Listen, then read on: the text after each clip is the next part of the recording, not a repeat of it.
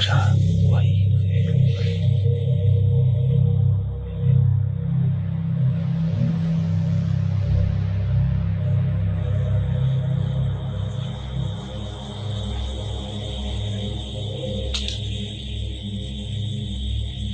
不是在的。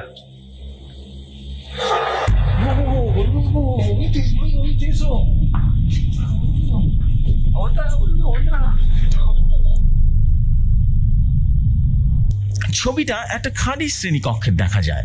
দরজার কাছে একটি চেয়ার অদ্ভুতভাবে রাখা হয়েছে। কয়েক সেকেন্ড পরে সেই চেয়ার নিচ থেকে নড়ে যায়, যা দেখে দুই নিরাপত্তা প্রহরী দৌড়ে পালিয়ে যায়। ভিডিওটি বর্ণনায় দাবি করা হয়েছে দুটি প্রহরী একটি অতিপ্রাকৃত ঘটনার সম্মুখীন হয়েছে, যা মনে হচ্ছে সঠিক, যদিও বেশিরভাগ দর্শক মনে করেন এটি একটি অতিপ্রাকৃত ঘটনা। কিছু মানুষ মনে করেন যে এটি বাস্তবিক প্রভাব ব্যবহার করা হয়েছে। কেউ কেউ বিশ্বাস করেন যে